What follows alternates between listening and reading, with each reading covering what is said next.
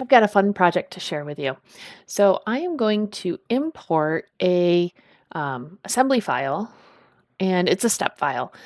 And we're going to talk about how to put it together. Now, when we bring an assembly file into Onshape, there's two ways to do it. So the default, if you just go with the defaults and you click import, here's what you're going to get. So first of all, you'll see the CAD imports folder being added. You'll also see a part studio and an assembly. So in that part CAD import folder, you're going to have the step file that you uploaded. And then you'll have a part studio, and this is really interesting. It gives you all the parts, but they pretty much just put them all at the origin. If you want to work with these parts at all, this can be a real challenge. Notice they're just imports. We don't know how they were made. But let's say I wanted to make the neck on the chest a little bit shorter. I might want to grab the chest and then hide other parts, and then I could grab move face, and I can work with it. So it is possible to work with, but it can be a little bit more of a challenge because things are really overlapping, and they're all just listed here as a jumble. The Toyman assembly that comes in is laying down, maybe not the orientation we're looking for, but we can work with that. All the parts are here, but notice that they all have full degrees of freedom. And if I were to grab and drag, there's nothing defining the motion inside this part. Okay, so that is the default. Just don't even pay attention to anything. Just click everything, open up method. The other method is to click import and combine to a single part studio. It says use with small assemblies, so it works really well here. And I am going to import with the y-axis up, so that's going to bring it up like this. Join adjacent surfaces would essentially treat it as a single part. All right, so under CAD imports, it's going to bring in the step file again. And now we have a additional part studio. In this part studio, let's move these around. I'm going to take these. I don't want to use these. We'll move them into the CAD imports folder.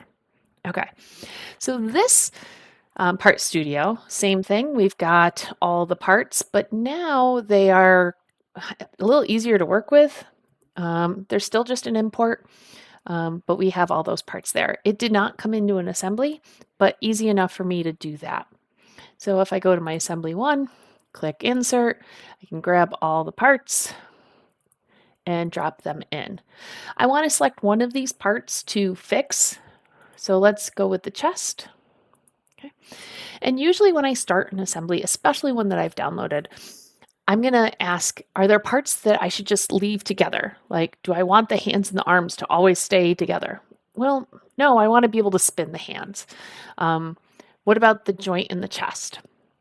Normally, if this was assembled correctly, I would say yes. However, in this case, we have, it's subtle, but the distance on the right is 0.031 inches, and the distance on the left is 0.016, so it is not centered. It's more obvious when we take a cross section right there. All right, so we have a lot of interference on the left, a little bit on the right, but it's definitely not a even assembly. Okay, so I don't want to use the group tool in this case. I'm going to add a whole bunch of revolutes eventually here, but I do want to assemble the joint. And I will say Onshape's mate connectors work great for this. I'm going to use the fasten mate option, right? And I'm going to pick the centroid, that white and black image on the center of this plane, right? And then I'm going to flip it over and look at the bottom of the chest piece and do the same thing. Remember to hold down Shift when you're trying to select something that's maybe in a gap. Okay, so one click, easy. You don't have to use surfaces. That works really great for that. Okay. Everything else here is going to be a revolute, and it's going to use a lot of cylinders, which can be a little tricky. So I'll do a real quick demo here. We've got the inside of this, the head, right? We want to put the head, whoops, that's the wrong one. Let's try that again. We want to put the head on the neck and we want it to be able to spin. So that seemed pretty obvious. However, the length of the cylinder does not include rounds or chamfers. So look at that round underneath there. And it's really subtle. It doesn't necessarily pop off the page. So just be aware when you're working with cylinders that they frequently have chamfers or rounds that shorten the length of the cylinder. So if you can instead grab the flat, that's not the right one. Let's try that again. Grab the flat at the center of the circle. I feel like I missed it one more time. Let's get that out of the way. All right. So center of that circle on the flat portion. Okay.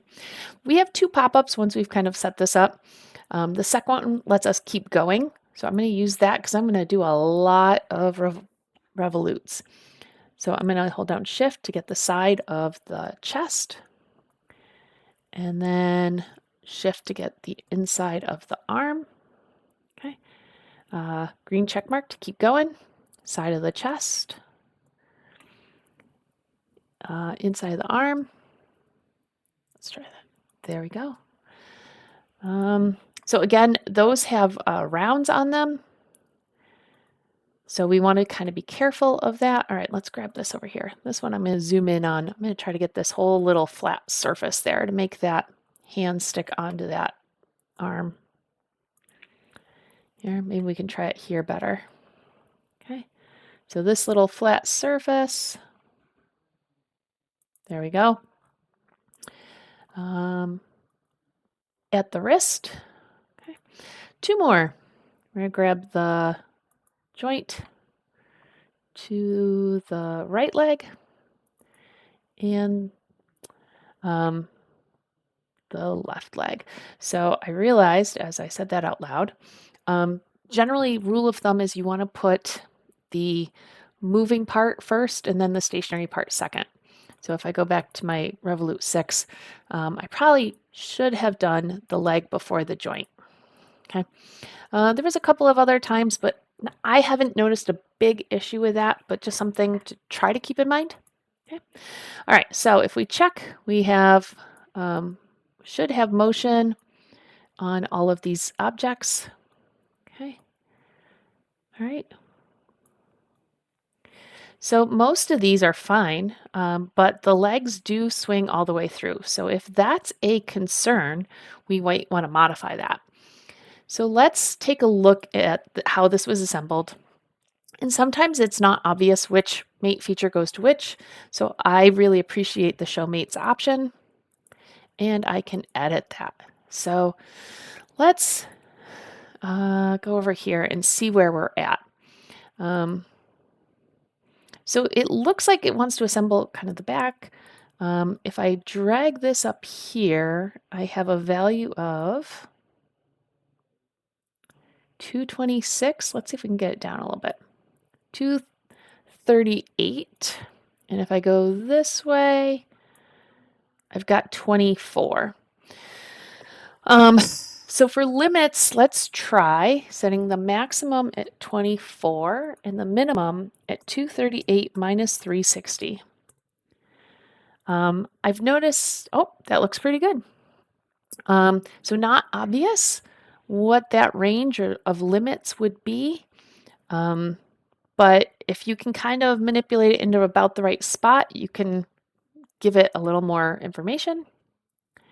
Okay, let's go over here, edit. All right, so let's see what we can do with this one. Let's go to the right side view. All right, so that's 96. And coming back here, we're at 300.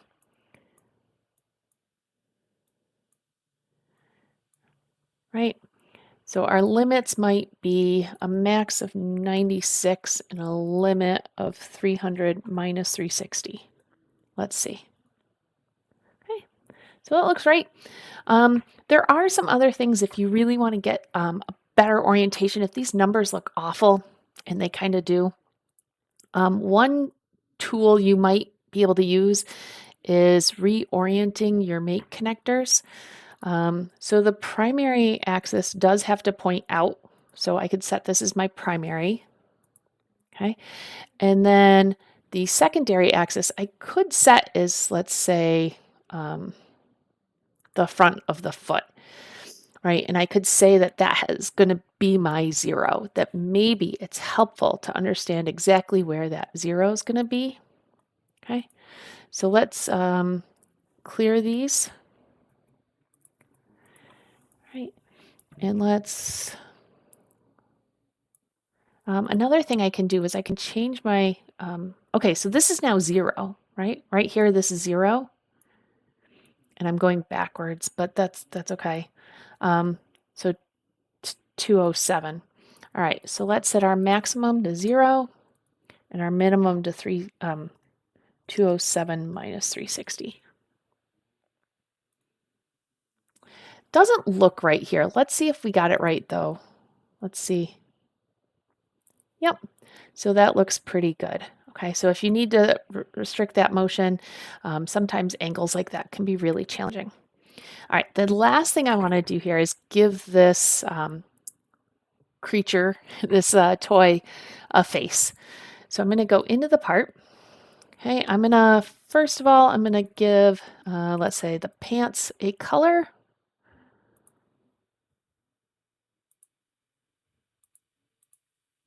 And I'm going to give the body parts a color. And I'm going to give the shirt a color. Okay, so the last thing I want to do here is when I spin the head, I can't really tell that I'm spinning it. Actually, I can if I do this. Right, you can tell a little bit there. Okay, but I want to show you how to add a face onto here. So let's go and add a plane. This is going to be a tangent plane. And we're going to be parallel to the front plane. And we're going to be tangent to the face. And let's just check and make sure that worked out the way we expected. Yep. The other thing I want to do here is shrink that down. I don't need that to be that big. So we can essentially put this plane kind of right in front of the face. All right, so for this one, we're going to make a quick little sketch on plane 1. Let's add a little circle and another little circle. I could make them symmetric, but honestly, I kind of like it not. I'm going to add a 3-point arc. Unfortunately, starting frowning, we're going to make it a little happier than that. Okay, and we'll put a slot around that mouth. That is way too big. That is still way too big. All right. So there is our sketch. We're going to use this and we're going to wrap it onto the surface. So we're going to search for our wrap tool. There it is. Okay, and we are going to split. The tool we're going to split with is the sketch. The target is the surface back here. Okay, and you can kind of see what's happening. That looks pretty good. All right.